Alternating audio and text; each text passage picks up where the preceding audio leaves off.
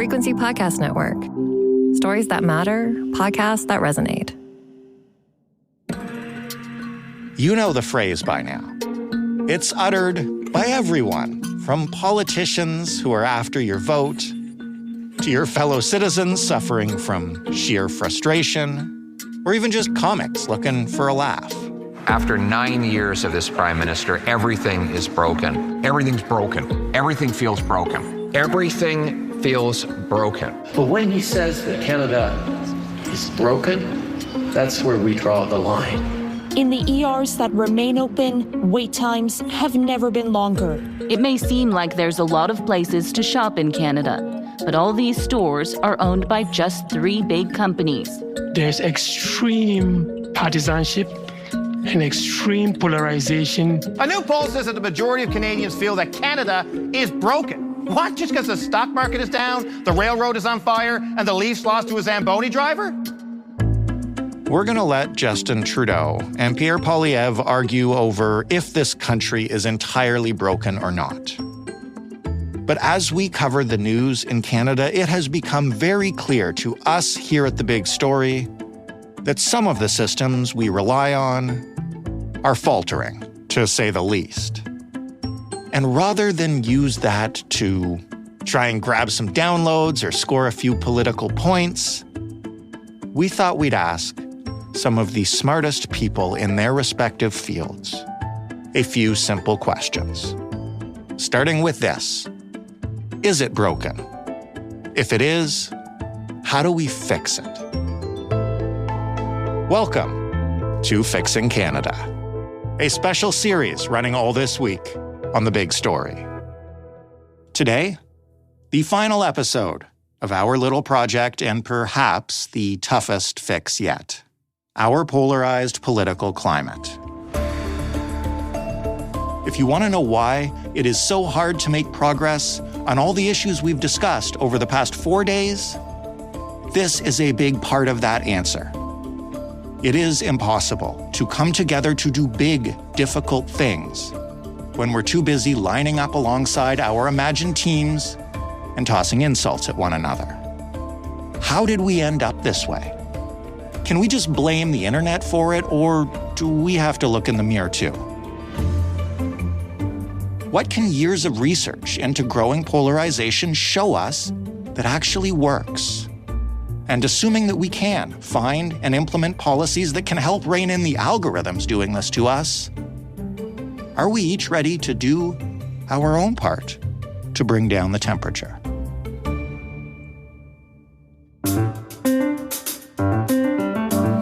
I'm Jordan Heath Rawlings. This is the final episode of Fixing Canada, Polarization.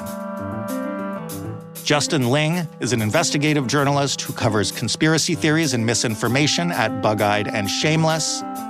He also authored a report for the Public Policy Forum about this very topic last year. Hey, Justin. Hey, how's it going? It's going very well. Thank you for finding a few minutes for us. Absolutely. If I asked you to point to a moment or an event when this country's political spectrum began to really break apart, what would you think of that? I mean, I'd have to give you a bit of a cop-out answer, I guess, and tell you that it was really the advent of the internet. And it is a kind of useless point in time because, of course, the internet changed everything for good and for bad. And to be really honest with you, it's not as though the internet instantaneously altered our politics for the better or the worse, right? It's been a slow and gradual thing, and it hasn't just been, let's say, social media or Google or whatever.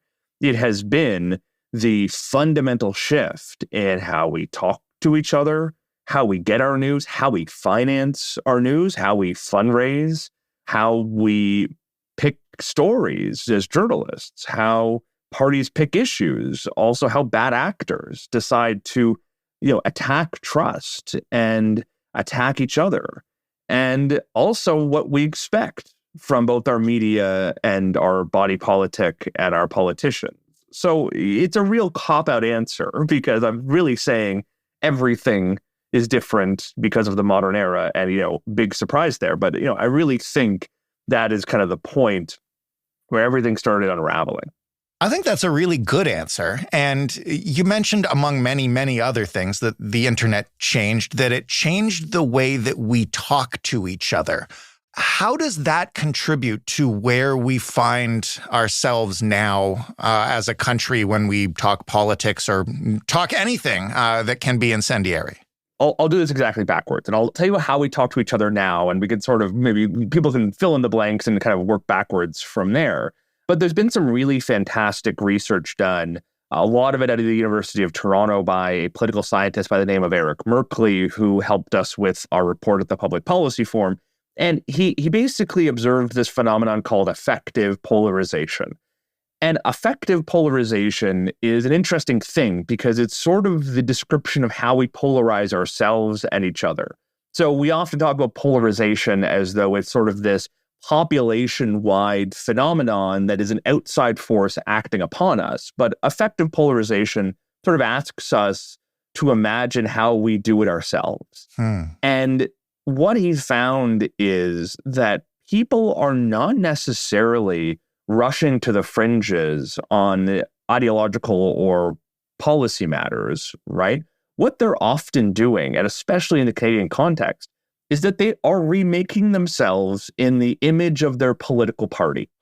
So what he found was there's actually not been a big shift on Canadians' opinions on, say, gay marriage. What there has been a shift is in people sorting themselves into agreeing with their party more and more and more.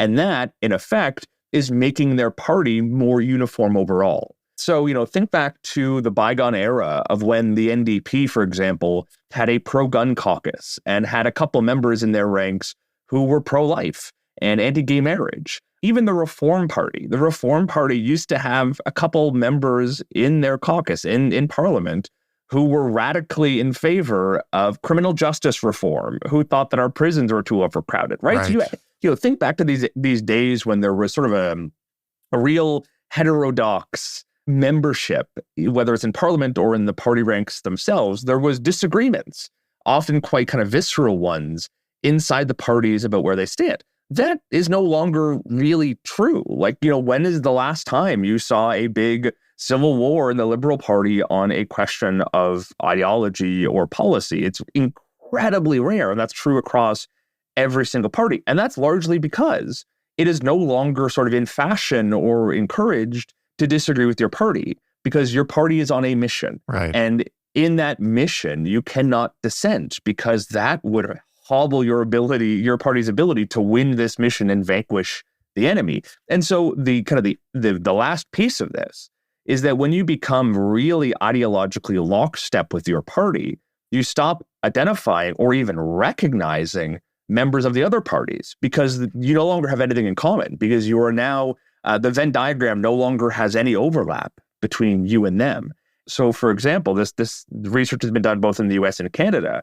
For example, Democrats wildly overestimate how many evangelicals are in the Republican Party. Conservatives wildly overestimate how many LGBTQ members are in the NDP and Liberal parties, right? So you actually tend to come up with these caricatures of your political opponents because you no longer have anything in common with them. So this is affective polarization, right? This is how we become radically different from each other. And, to go back to the original question, which I've now strayed very far from, it affects how we talk to each other, right?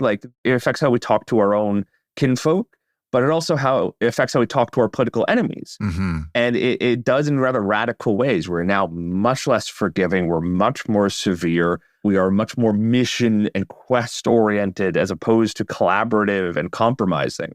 So this is really different. We've never really been here to this degree before. Do we have any way, you just mentioned a lot of good research, to track how this has been increasing at a population level, not just among the political class, but I guess, this is a huge cliche, but between an uncle and a niece at Thanksgiving dinner, who in the past may have been able to disagree and then, continue to just chat with the family. And now it's I'm not coming to dinner if he's going to be there, that kind of thing. It's interesting because for our project, we tried to do a little polling on this, and we actually didn't find what you're describing. And I had a really hard time kind of squaring that. I think we found a little bit of it, right? Yes, there are people in this country who say that they do not want to have a friendship with somebody who's of the opposing political party. Yes, there are people who say they don't want to hear dissent or disagreement in their day-to-day lives. But we didn't hear a lot of it, and we didn't get the sense that it has risen significantly.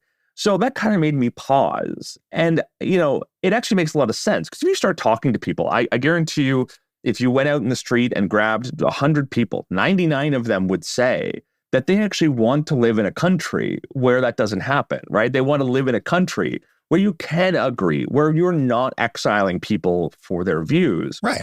But oftentimes when you start putting things into practice, things start breaking down. So I think what we're talking about is still an overwhelming feeling like we want to be able to reach across the aisle, but also a practical impossibility of actually doing it. And that's a really difficult problem to untangle. And I think it's one that we're going to have to think a lot about in the coming years, because the reality is there's still a ton of people in this country who will say, I believe that we have to use political action to make the country better, but also I don't want anyone involved in politics who doesn't support gay rights. And then you get to this point where you say, well, that doesn't really work. Those two things disagree with each other, right? Like, you need to be able to make space for people who have deep ideological differences from you. They cannot be excluded from our entire political project. Mm-hmm. They cannot be vanquished through the court of public opinion, right? They're going to exist. So how do you figure out how to make space for both of you? And as much as you might not like the idea of it, how do you find ways for you to agree on certain policy issues? And how do you figure out ways to make compromise on things where you do agree? And I think we have really strayed far away from those principles, and getting back there is going to be tough. And to go back to kind of my initial point, what makes it so tough is that we've lost a lot of our ability to sort of disentangle these social issues in the public realm, and are instead sort of fighting little skirmishes on the fringes and in online spaces that don't allow for a lot of collaboration or compromise. How do we start getting back there? And, you just mentioned that if you went out and talked to 99 out of 100 people on the street, they would say you want to be able to agree, you want to be able to collaborate. How do we put that mindset, which clearly, I guess, exists among us when we meet each other in person and work together or sit down and chat? How do we put that back into our political spaces? Yeah, so I guess I'll give you the sort of lofty, optimistic answer, and then I'll give you the real answer, which is significantly less lofty and optimistic. Right. And the optimistic piece of that is that there are ways to create fora where that happens, right? Like, for example, there's been this really great proposal from different groups and different kind of thinkers to have a sort of citizens' assembly on how to reform our political system, both our electoral process and some of our actual kind of mechanics of politics. And I think it's a really cool idea because it sort of envisions us getting into a room again, a whole bunch of us in different cities, maybe hundreds, if not thousands of people, filling up arenas full of people who each have a turn at the mic to talk about what they want to see in our political system and have the ability to do sort of citizen level voting.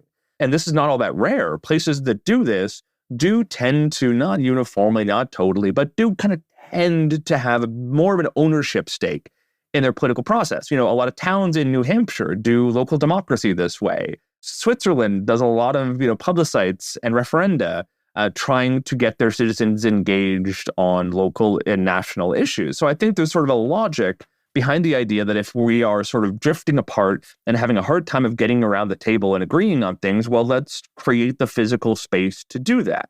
So I think that's a really tangible way in which you can do something effective here.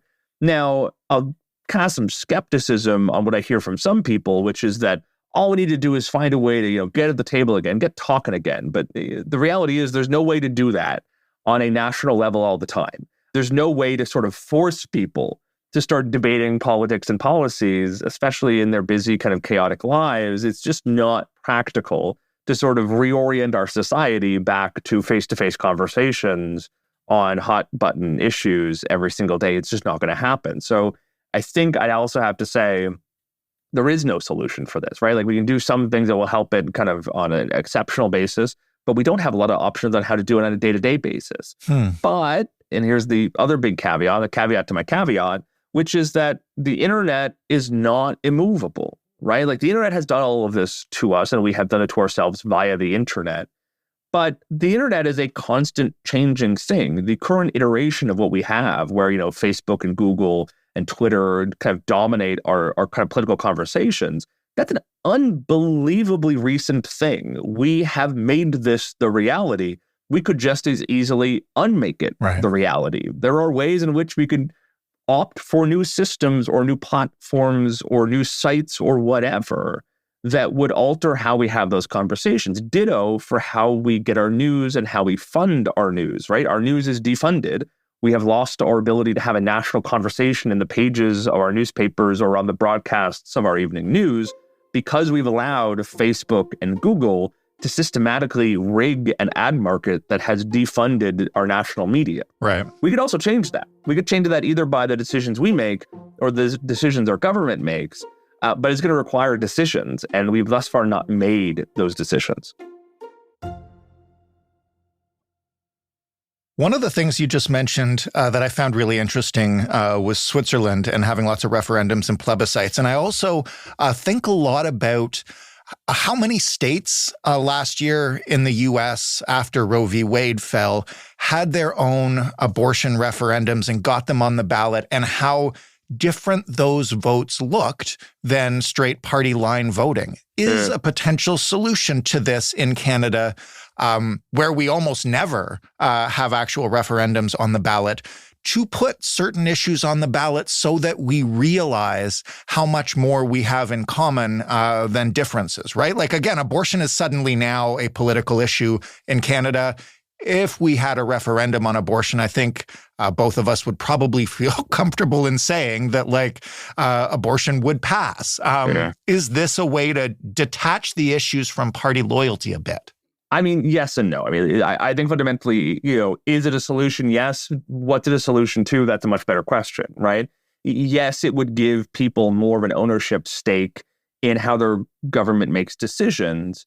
But also, referenda are really only good for certain kind of clear issues. And, the two referenda we had in Quebec shows you how difficult it can be to even come up with a question about how you poll your population about big kind of significant changes.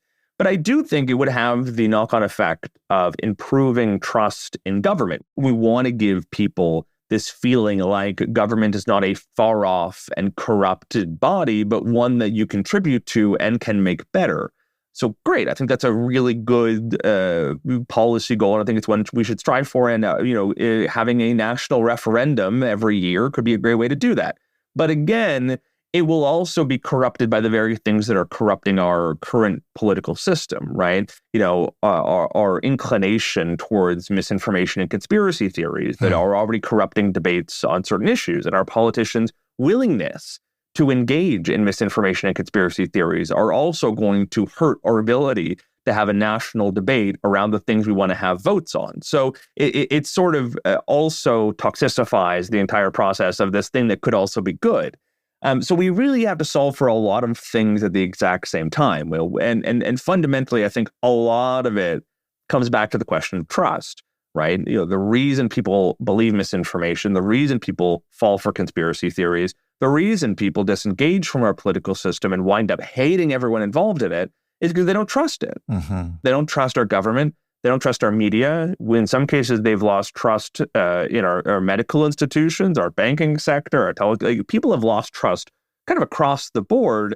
And a lot of it's for a really good reason. A lot of it's kind of justified loss of trust.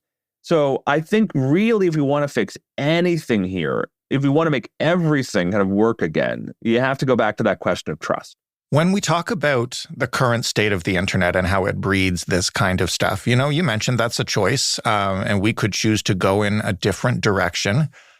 I guess I would ask you, if you picture that in your head, an internet that encourages trust, that helps to build it, what does that look like? Yeah, I think there's a whole bunch of different things there. And I think it's actually a really fun exercise that I would kind of encourage people to do at home, right? Like kind of sit there, close your eyes, and think of what would be a fun internet, for you. I mean, maybe you're imagining things that already exist and you wish were more popular or bigger or better run. Maybe you're imagining things that used to exist in the early days of the internet. Maybe, you're imagining browsing Netscape. I miss AOL Online. Yeah. I mean, I've been watching videos about some of the old internet and actually attempts to bring it back in some way, shape, or form. Going back to web rings, where you're no longer using search to find stuff, but you're using recommendations from people you follow online. I think that's a really interesting idea. I think it's useful to do this because the internet is fundamentally a collaborative process, right? It is bored nerds who fundamentally changed the internet, and it's multi-billion-dollar conglomerates who sort of keep it in place. The entire premise of a lot of internet companies was supposed to be move fast and break things. But it turns out that once they start earning billions of dollars, don't want you to break the thing they've made. But that's fundamentally what we need to think about doing. How do we break Facebook? How do we break Twitter? How do we break Google and replace it with something better? This is the destructive nature at the very foundation of the internet. And frankly, I don't think anyone's going to be crying tears when Facebook explodes or gets broken or when Google loses its ad monopoly. I don't think people are going to be crying over this. So what does that look like? There's internet services out there that are imagining a federated, sort of decentralized internet. Instagram's Threads is doing this. Mastodon is doing this as well. They're not quite as popular as bigger websites, but they may one day be. And it's going to require people using them and being excited about them and finding ways of using them for their own purposes that will sort of enable us to do that. And sort of the end goal of this, right? It's not just let's find a new place to post memes, although it can also be that.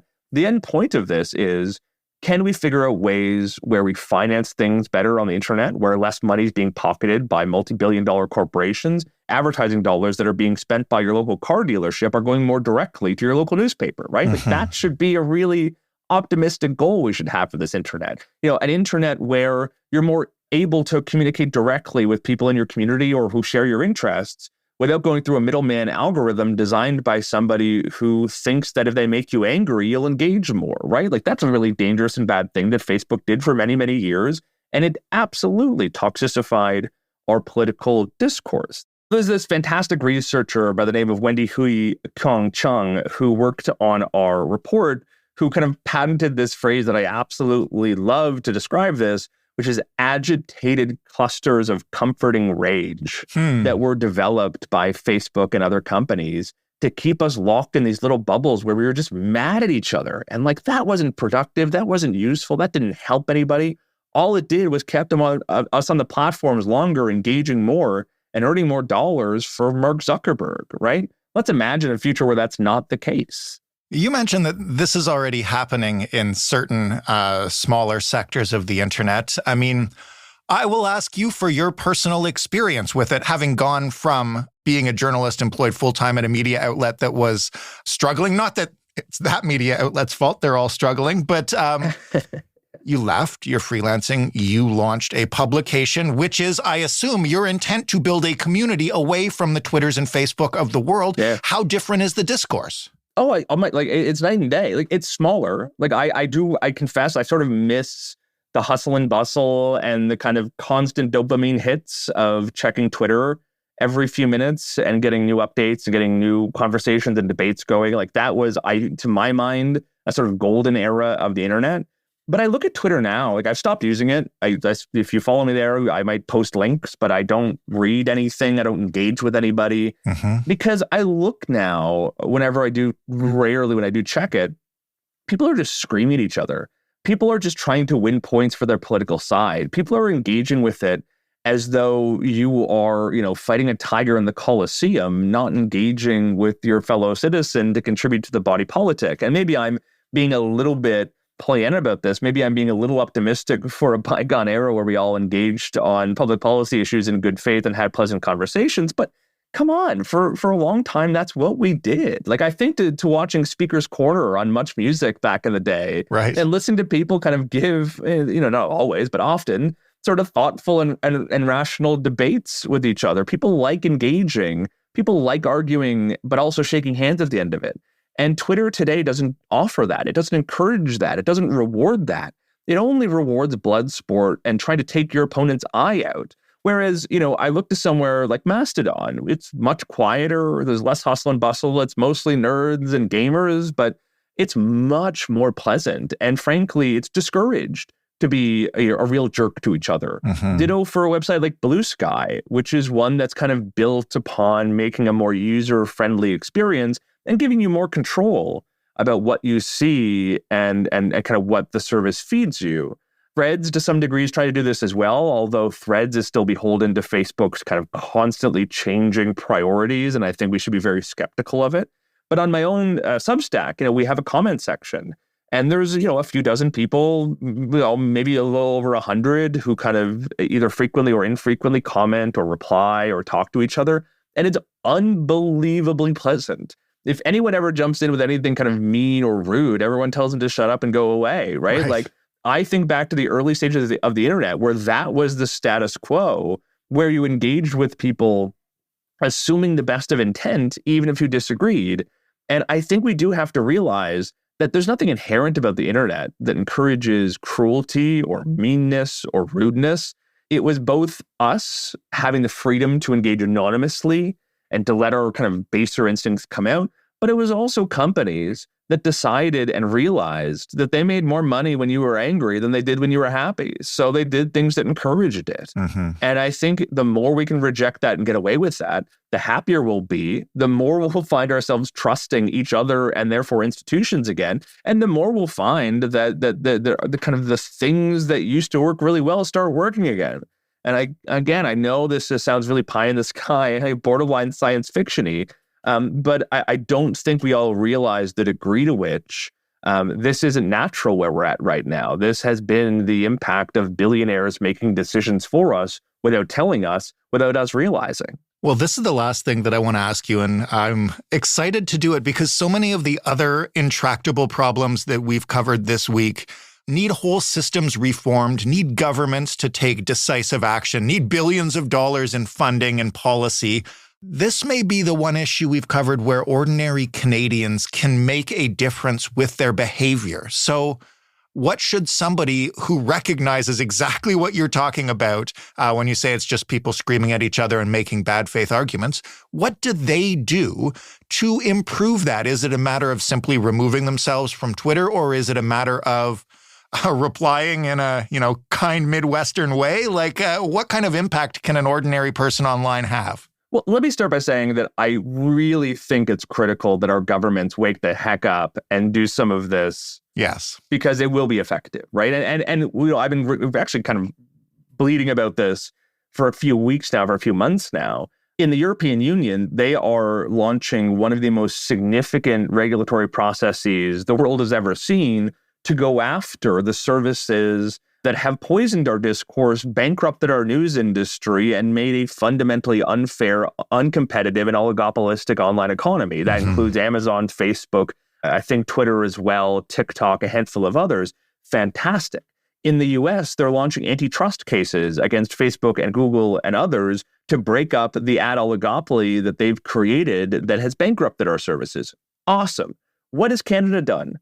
We've taxed them and tried to regulate them into continuing to do what they're doing, right? Like, that is a fundamentally dumb idea. We just want to cut in Canada. Yeah, exactly. The Online News Act really just tries to capture through regulation the thing that's already happening that is deeply bad, that we need to discourage and stop, not regulate and continue, right? So I think it's really worth underlining that if we had a government that was more ambitious about this, it could help us remake the internet into something more constructive, productive, economical, and effective. But we don't have that, and that's really, really frustrating. But beyond that, like, there are things we can do, and there are things we should do, and they should start with things like get the heck off Facebook and Twitter if you can. Find other ways in which you can engage with people. Now, listen, there are people who are going to still use Facebook Marketplace, and maybe that's where your events are. Maybe that's where your knitting circle meets. Right. Totally fine. I'm not saying that you're a bad person for using these services, but the more you can disengage with them, the more you can stop providing them profit, the happier we're all going to be. There are alternatives out there online,